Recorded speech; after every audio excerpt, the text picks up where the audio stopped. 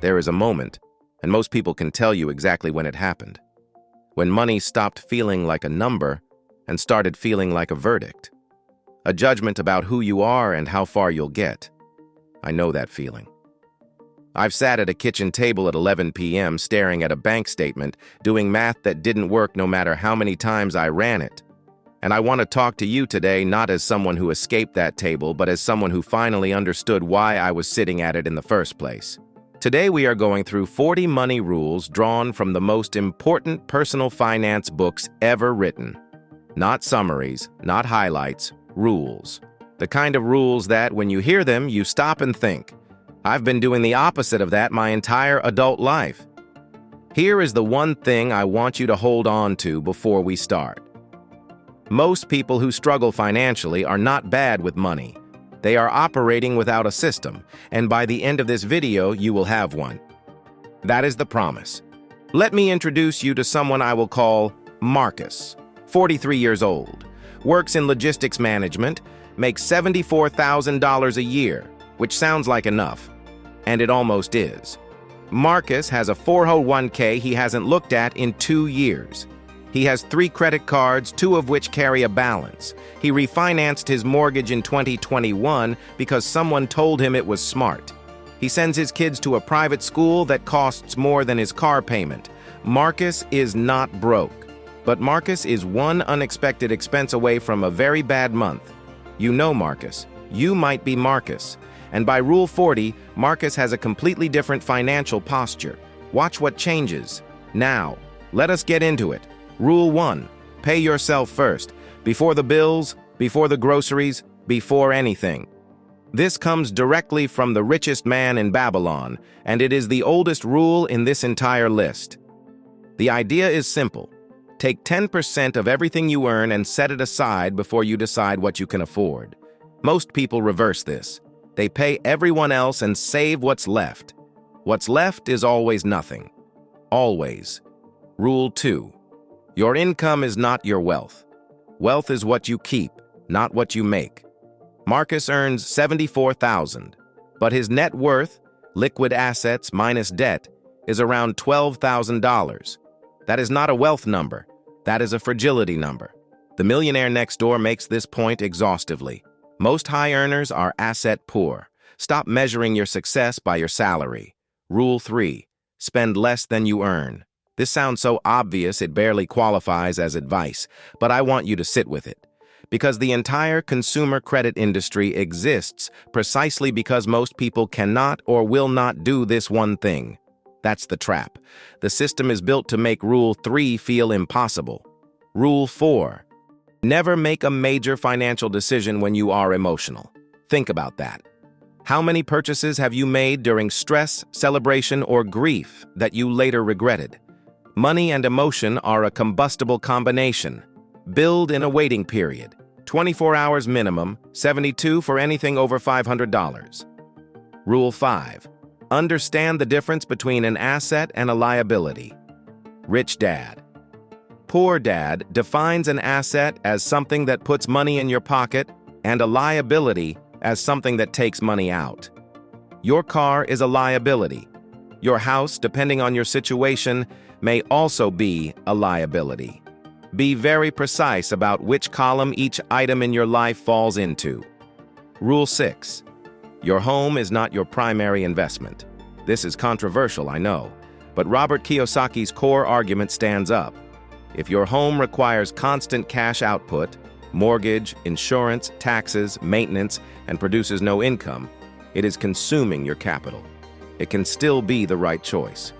But stop calling it your biggest investment if it is not generating returns. Rule 7. Build an emergency fund before investing. I have seen people argue about optimal portfolio allocation while carrying no cash cushion at all. That is like debating the best tire brand while driving on a flat. 3 to 6 months of living expenses, liquid, accessible, done. Rule 8. High-interest debt is a financial emergency, not a background condition, not something to manage slowly, an emergency. If you are carrying credit card debt above 15% APR, every other financial goal is secondary until that is eliminated. Let me be direct about that. Rule 9. Automate your savings. Behavioral economics tells us that humans are terrible at making the same correct decision repeatedly under variable emotional conditions. So remove the decision.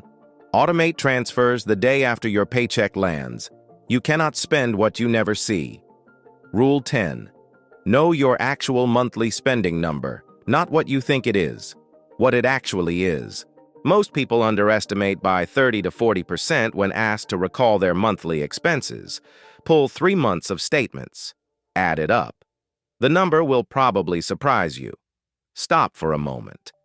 Marcus did this exercise. He thought he was spending about $4,000 a month. His actual number was $5,200. The difference lived in subscriptions, restaurant charges, and what I call low-attention purchases, the items under $30 that never feel like real spending but add up to $900 a month. That gap between what he thought and what was real was the foundation of every financial problem he had. Rule 11. The 4% rule for retirement. If you want your money to last through a 30-year retirement, you can safely withdraw 4% of your portfolio annually. This means to retire on $60,000 a year, you need $1.5 million saved. Work backward from that number, and you will understand immediately whether your current savings rate is appropriate or dangerously optimistic. Rule 12. Time in the market beats timing the market. Every serious finance book says some version of this. The investor who stays invested through downturns consistently outperforms the investor who tries to exit and re-enter at the right moments. The right moment is almost never correctly identified. Stop trying to be clever. Be consistent. Rule 13. Index funds over active management in most cases. The data on this is not ambiguous. The majority of actively managed funds underperform their benchmark index over a 10-year period. You are paying fees for a coin flip. For most investors, low-cost index funds are the most rational choice available. Rule 14. Fees compound just like returns do. A 1% annual fee over 30 years can consume 25 to 30% of your total portfolio value. Calculate what you are paying in investment fees. Then calculate what that same money would have been worth compounding at market rates. That number is real money you are leaving on the table. Rule 15. Diversification is not optional. It is the only free lunch in investing, as the saying goes. Spread across asset classes, sectors, and geographies. Concentration is a bet. Diversification is a strategy. Know which one you are doing and why. Now here is a question I want you to sit with. When was the last time you actually looked at your full financial picture?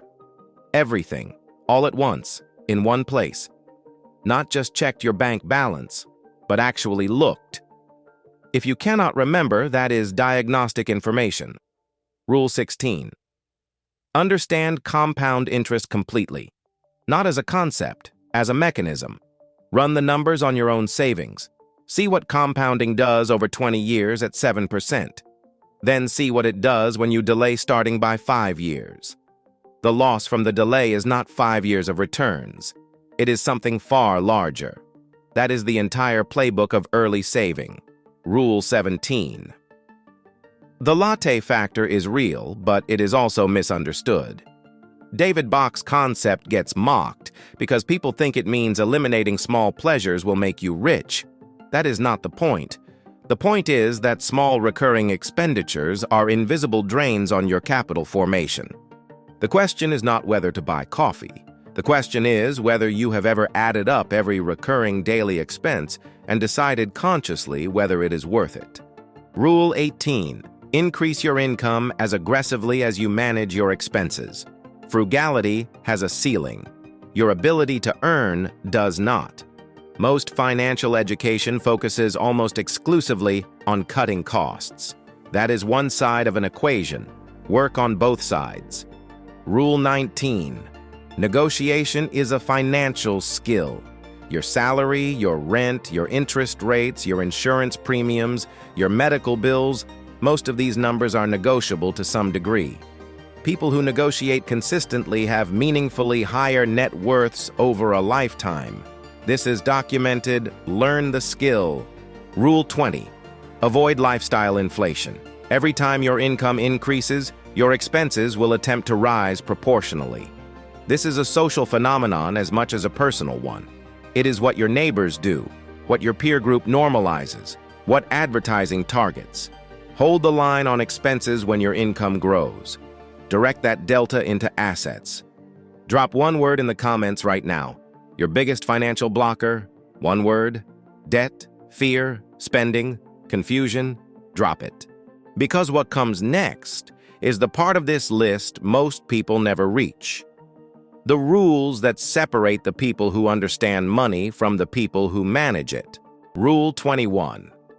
Net worth is your scoreboard, not income. Check it quarterly.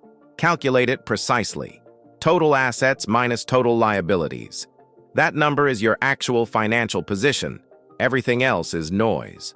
Rule 22. Insurance is risk management, not an investment.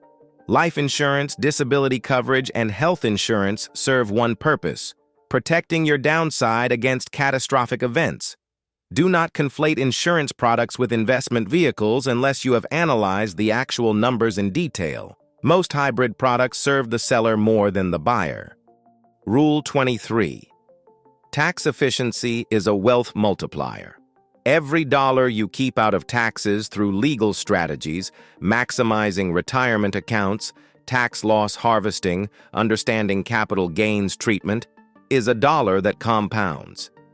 High earners who ignore tax strategy are working against themselves without knowing it. Rule 24.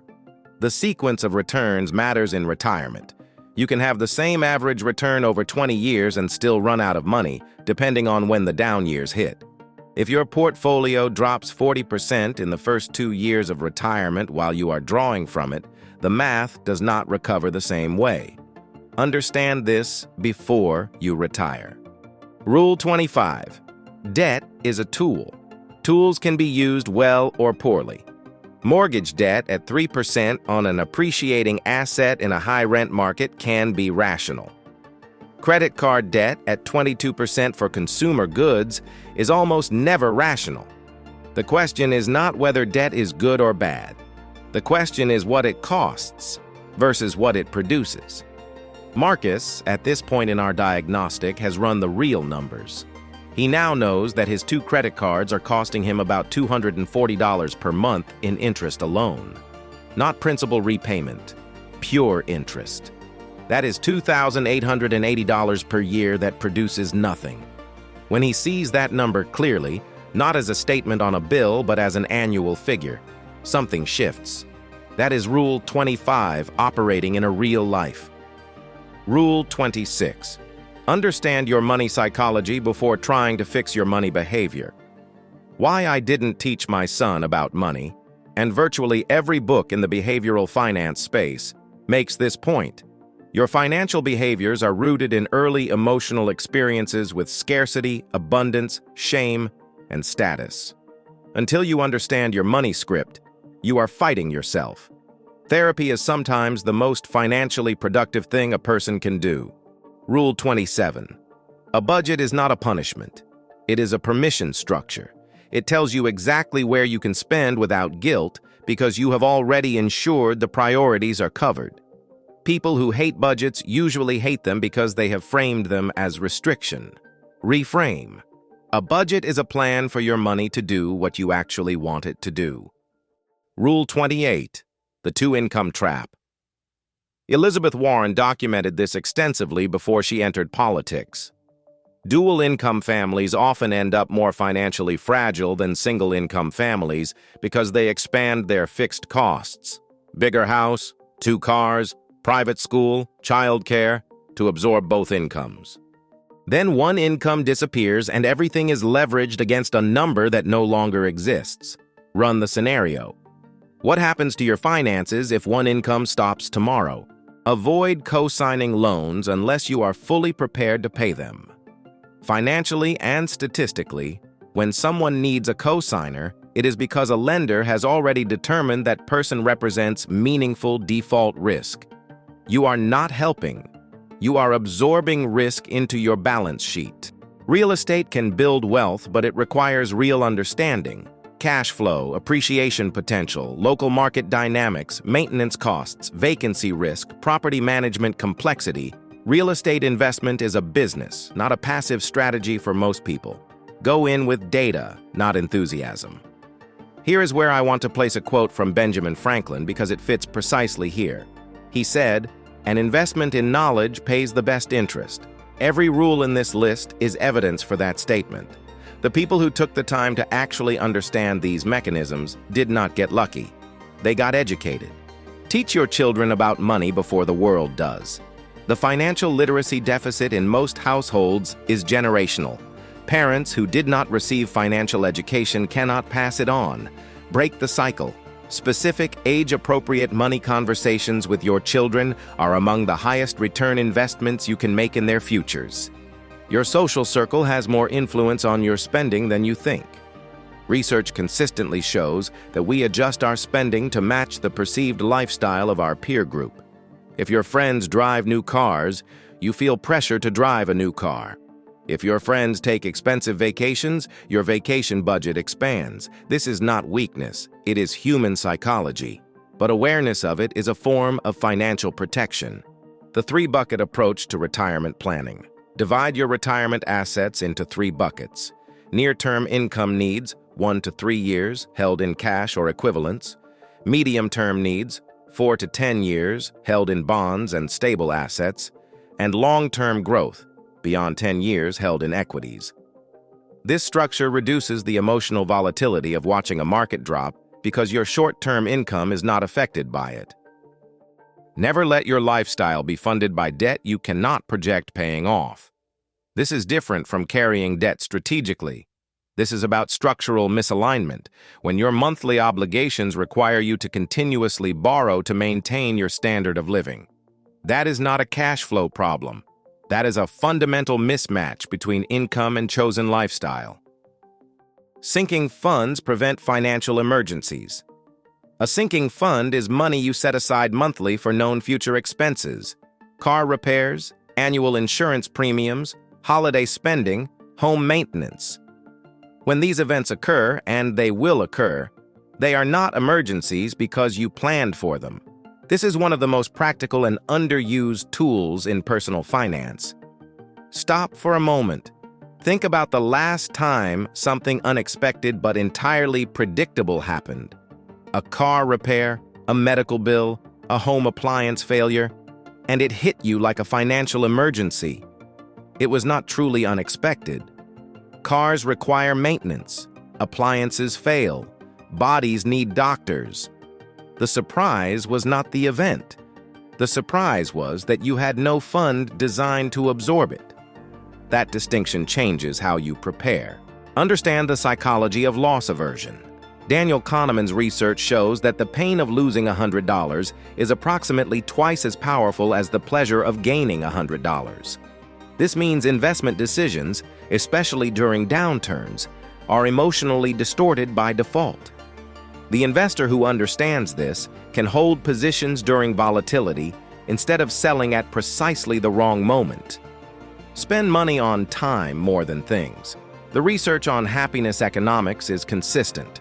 People who use money to buy back time, through services, delegation, efficiency, report higher life satisfaction than people who spend equivalently on material goods. As your income grows, spend on reclaiming time before expanding possessions. Know the difference between frugal and cheap. Frugal is intentional resource optimization. Cheap is refusing to spend even when spending is the correct decision. Buying the cheapest possible version of something that will fail quickly and need replacement is more expensive than buying quality ones. Morgan Housel and others describe this as respecting your own time. Let me be direct about that. Build multiple income streams before you need them.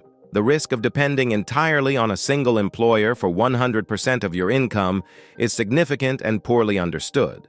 Freelance work, rental income, dividends, a small side business. These are not about getting rich. They are about reducing existential financial fragility. Start small. Start now. My friend, this is the one that ties everything else together. Wealth is not the absence of financial problems. Wealth is the presence of options. When you have an emergency fund, you have the option to handle a crisis without debt. When you have multiple income streams, you have the option to leave a job that is destroying you. When you have a clear net worth trajectory, you have the option to retire when you choose rather than when you are forced to. Options. That is what every rule in this list is building toward. Not a number, not a lifestyle. Options. Now let us close Marcus's file. When we first opened his profile, Marcus was solvent but fragile. He had income without clarity. He had a 401k without a strategy. He had spending habits he could not quantify and debt he had normalized. These are not moral failures. They are system failures. Over 12 months of applying rules systematically, not all 40 at once, but in order of urgency, Marcus eliminates the credit card balances. He starts a sinking fund for his car and home. He increases his 401k contribution by 4%. He has his first real conversation with his kids about money. And perhaps most importantly, he checks his net worth for the first time in 3 years and sees it moving in the right direction. He is not wealthy yet, but he is no longer fragile. And that transition from fragile to stable is the first and most important thing money can do for you. There is one more thing I want to say. Morgan Housel wrote, "Wealth is the nice cars not purchased, the diamonds not bought, the watches not worn, the clothes forgone. Wealth is financial assets that haven't yet been converted into the stuff you see." Most people are trying to look wealthy. The rules in this list are about becoming wealthy. Those are not the same project, and they are often directly in conflict. You asked me for 40 rules from the greatest finance books in the world. I gave you 40 rules, but I also gave you something else. A framework for reading every financial decision you face by asking 3 questions. First, does this build assets or liabilities? Second, does this bring me closer to or further from options? Third, am I making this decision from clarity or from emotion? Run those 3 questions against any significant financial choice, and I promise you, the answer will be obvious. Not always easy, but obvious. Let me be direct about one last thing. These rules are not complex. None of them require a finance degree. What they require is something harder in some ways: consistent attention, honest accounting, and the willingness to sit with uncomfortable numbers rather than look away. Most financial struggle is not a knowledge problem. It is an attention and behavior problem. And attention is something you can control starting today. Think about that. If you watched this entire video, you now know more about personal finance than most adults will ever apply. That is not a compliment designed to make you feel good.